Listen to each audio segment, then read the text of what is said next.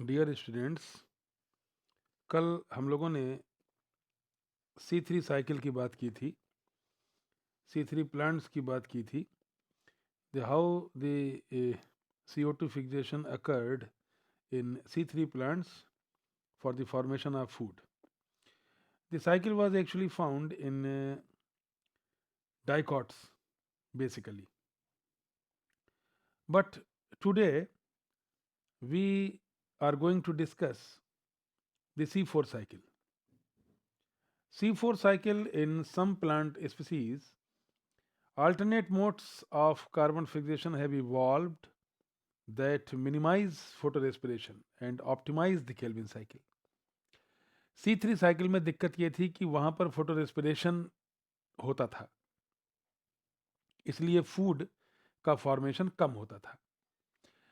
C4 plants में ये cycle evolve ही इसलिए हुई टू मिनिमाइज फोटो रेस्पिरेशन और to optimise the Calvin cycle. Photorespiration कम हो और केल्विन साइकिल ज्यादा हो. The most important of these photosynthetic adaptations are C4 photosynthetic carbon cycle और C4 cycle. C4 cycle का नाम C4 cycle क्यों है? It is named because initial CO2 fixation product is 4 carbon acid. अगर आपको याद हो तो C3 साइकिल में जो पहला प्रोडक्ट बना था that was PGA, phosphoglyceric acid, which was a 3 carbon compound. C4 cycle में जो फर्स्ट प्रोडक्ट बनेगा it is actually oxaloacetic acid, 4 carbon compound, and therefore the plants are known as C4 plants and the cycle is known as C4 cycle obviously. The C4 cycle was discovered by H and Slack in in Australia in 1966. So it is sometimes called the H and Slack pathway. The C4 cycle concentrates CO2 at the site of carboxylation. यानी ये जहां पर carboxylation हो रहा है वहां पर CO2 के कंसंट्रेशन को कम नहीं होने देती, keeping the CO2 concentration high enough for rubisco to bind carbon dioxide rather than oxygen. यानी अगर CO2 रूबिस्को से कंबाइन करती रहेगी तब तक फूड का फॉर्मेशन होता रहता है. अब C4 प्लांट्स में क्या है? Plants that have a C4 cycle are called C4 plants. These plants are adapted to arid climatic condition and able to give higher photosynthetic output even at high temperature and high light intensity. यानी arid climate में होते हैं, high temperature और high light intensity को ये adopt करते हैं.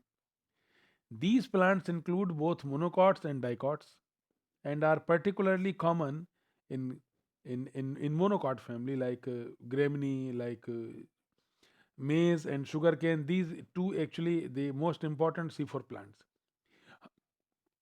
However, it is mostly found in monocots. It is found in some dicots also. And the famous dicot which shows this type of reproduction, this type of food production is Euphorbia. So, however, this is also found in Chenopodiaceae and Cyperaceae families. In plants, in C4 plants, there are two distinct types of photosynthetic cells: bundle sheath cells and mesophyll. Here you can see clearly written below the cycle there are mesophyll cells and bundle sheath cells. Okay, so how this cycle operates actually? You can say that you can see clearly that CO2 is being absorbed by phosphoenol pyruvate. The first step is the production of first stable compound oxaloacetate or oxaloacetic acid when the phosphoenol pyruvate is carboxylated to oxaloacetate in the cytosol of mesophyll cells, and this is the first product when PEP absorbs CO2 in the presence of enzyme carboxylase. PEP forms oxaloacetic acid or oxaloacetate. This oxaloacetate, this reaction is catalyzed by enzyme PEP carboxylase. Because initial CO2 fixation product is a 4 carbon containing organic acid, it is named as C4 cycle. Here you can see oxaloacetic acid or oxaloacetate is then reduced to malate in the chloroplast of mesophyll cells. Mesophyll cells में oxaloacetic acid से malic acid बन गया या malate बन गया. Malatoids are then transferred through plasmodesmata to the bundle sheath. आप देखें malate का ट्रांसफर हो गया बंडल शीथ सेल्स में, where they are decarboxylated. यहां पर मैलिक एसिड से CO2 रिलीज होगा यानी decarboxylation होगा. This generates a high concentration of CO2 within the bundle sheath cells. Rubisco is confined to the bundle sheath cells.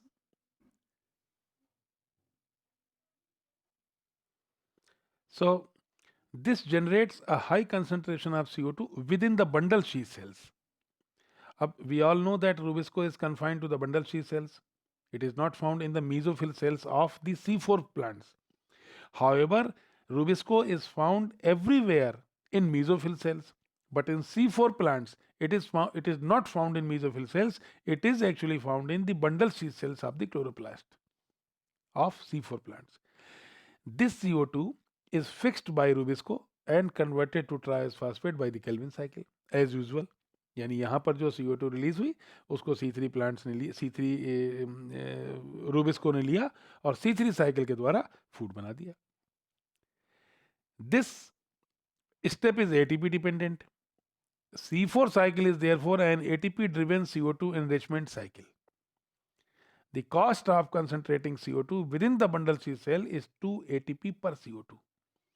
Thus, the total energy requirement for fixing CO2 by the combined C4 and Calvin cycle is 5 ATP, 2 ATP for CO2 enrichment and 3 ATP for CO2 fixation, plus 2 NADPH per CO2 fixed.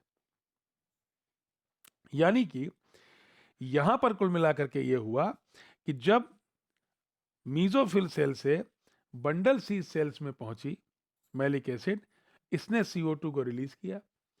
इस CO2 को लिया rubisco ने और Calvin cycle से भोजन बना दिया. कुल मिला के इतनी सी बात हुई. लेकिन यहां पर आप देखें तो CO2 दो बार फिक्स हुई. एक बार जब PEP ने फिक्स किया और दूसरी बार जब C3 ने फिक्स किया. एक बार जब मीजोफिल सेल में फिक्स हुई, दूसरी बार जब बंडल शीथ सेल में फिक्स हुई. In fact, the C4 cycle concentrates CO2 in the bundle sheath cells, keeping the CO2 concentration in the bundle sheath cells high enough for Rubisco to bind CO2 rather than oxygen. अगर bundle sheath cells में CO2 का concentration कम पड़ा या कमजोर पड़ा या oxygen से कम हुआ तो रूबिस्को ऑक्सीजन से कंबाइन कर लेगा, और अगर ये ऑक्सीजन से कंबाइन कर गया तो फिर फूड फॉर्मेशन कम हो जाएगा, फिर ये CO2 से कंबाइन नहीं कर पाएगा. In this way C4 photosynthesis minimizes photorespiration and enhances carbohydrate production. तो जब तक ये PEP इस CO2 को एब्जॉर्ब करके केल्विन साइकिल के लिए बंडल शीथ सेल्स में क्लोरोप्लास्ट में देता रहेगा, तब तक CO2 का कंसंट्रेशन हाई रहेगा, ऑक्सीजन का कंसंट्रेशन कम रहेगा और इस प्रकार फूड का फॉर्मेशन बढ़िया सा होता रहेगा. यानी अगर आप गौर से देखें तो C4 प्लांट्स में जो फूड फॉर्मेशन हुआ है वो C3 साइकिल से ही हुआ है, लेकिन C3 साइकिल तक CO2 को पहुंचाने की जिम्मेदारी अच्छे से निभाई है PEP कार्बोक्सिलेज ने या PEP ने कार्बोक्सिलेज की प्रेजेंस में. अब यहाँ पर आपको देखने वाली जो एक समझने वाली बात है वो ये है कि अगर आपसे ये पूछा जाए कि C3 साइकिल कहाँ होती है C3 में होती है या C4 में होती है, तो आपका आंसर होगा कि C3 साइकिल हर जगह होती है।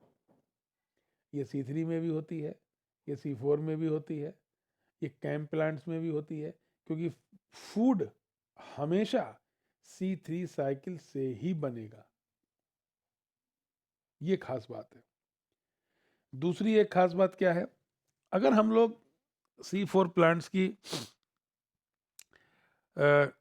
लीफ एनाटॉमी को देखें तो C4 plants are unique in possessing two types of photosynthetic cells: an inner ring of bundle sheath cells around the vascular bundle and an outer layer of mesophyll cells.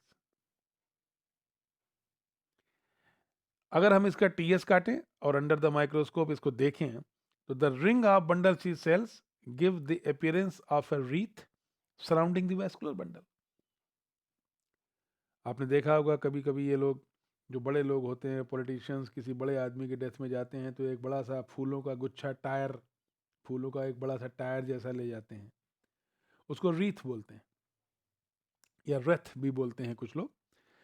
बहरहाल उसी प्रकार की leaf का appearance inner दिखाई देता है। This wreath like arrangement of the chloroplast bearing cells surrounding the vascular bundle is termed Kranz anatomy and Kranz is the German word for Wraith.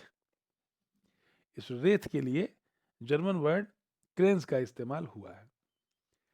तो cranes anatomy C4 plants में पाई जाती है, C4 plants की leaf में पाई जाती है। It is not found in the C3 plants. तो and both mesophyll cells and bundle sheath cells they are interconnected through plasmodesmata. ये जो कनेक्शन आप बीच में देख रहे हैं, ये कनेक्शन जो बीच में दिखाई दे रहा है, this is plasmodesmata.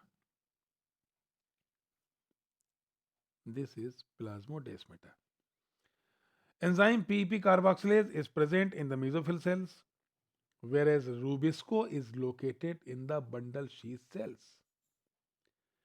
In addition, mesophyll cells contain chloroplast with stacked thylakoids, that is well developed grana. यानी mesophyll cells के क्लोरोप्लास्ट में ग्रेना होता है well developed, while chloroplast in bundle sheath cells exhibit unstacked thylakoids that is lacking grana. यानी mesophyll cells के chloroplast में well developed grana होता है, बंडल शीथ सेल के क्लोरोप्लास्ट में वेल डेवलप्ड ग्रेना नहीं होता है। यानी क्लोरोप्लास्ट कितने टाइप का हुआ? 2 टाइप का हुआ। This is called chloroplast dimorphism. This occurs in C4 plants. So Crane's anatomy, it is not present in all photosynthetic organisms where C4 cycle present. In few land plants and diatoms, complete C4 cycle occurs in a single photosynthetic cell. ये भी एक बात है। तो यहाँ पर जो आपको ध्यान रखने वाली बात है कि C4 प्लांट्स में Crane's एनाटॉमी होती है, इनिशियल CO2 एक्सेप्टर PEP होता है, फर्स्ट स्टेबल प्रोडक्ट ऑक्जेलोएसिटेट होता है, ऑप्टिमम टेम्परेचर इसके लिए 30 to 40 डिग्री सेंटीग्रेड चाहिए होता है, CO2 compensation point in ppm 0 to 10 होता है, photo respiration is not easily detectable. हमको ये नहीं कहना चाहिए कि फोटो रेस्पिरेशन इसमें नहीं होता है C4 साइकिल में, हम ये कहेंगे कि it is not easily detectable. Calvin cycle operative along with the H and Slack cycle, यानी C3 साइकिल होती है C4 साइकिल के साथ। और जो कार्बोक्सिलेटिंग एंजाइम होता है यानी कि RUBP carboxylase rubisco, this is actually mesophyll में होता है PEP कार्बोक्सिलेज और बंडल शीथ में होता है RUBP carboxylase enzyme. So this is how C4 cycle occurs in C4 plants. आप इसका स्क्रीनशॉट ले सकते हैं, स्क्रीनशॉट लेकर के आप इसको बना सकते हैं। ये जो मैं आपको पढ़ा रहा हूँ ये प्रलभ कुमार और उषा मीना जी की पाथफाइंडर एकेडमी की life sciences 7th edition fundamentals and practice 1 से आपको ये पढ़ा रहा हूँ। मैं उनके प्रति अपना आभार व्यक्त करता हूँ, डॉक्टर प्रणब कुमार और उषा मीना जी के प्रति, कि उन्होंने इतनी अच्छी किताब लिखी है कि मुझको इसे पढ़ाने में बहुत मज़ा आ रहा है और समझाने में बहुत अच्छा हो रहा है। तो ये आपके नेट के लिए, CSIR के लिए, PCS के लिए, IS के लिए, सभी जगह के लिए एक बहुत अच्छी किताब आपकी है। आपको इसको खरीदना चाहिए और इन लेक्चर्स को आपको सुनना चाहिए, पढ़ना चाहिए। तो ये लेक्चर C4 साइकिल का, कल आपने C3 का देखा, आज आपने C4 का देखा। बहुत जल्द मैं कैम प्लांट्स और फोटो रेस्पिरेशन का भी कल तक अपलोड कर दूंगा। आप इसको देखते रहिए, पढ़ते रहिए और अपनी तैयारी करते रहिए और इन्जॉय करिए ठंड को, लेकिन अपनी पढ़ाई को छोड़िए मत। पढ़ाई करना बहुत ज़रूरी है, कोई सा भी मौसम हो। आपको अगर आगे बढ़ना है तो आपको पढ़ाई करती रहनी होगी। अपने कदम न मोड़, दरख्तों की छांव तक, सूरज के साथ तुझको पहुंचना है गांव तक। Okay, thank you, bye bye.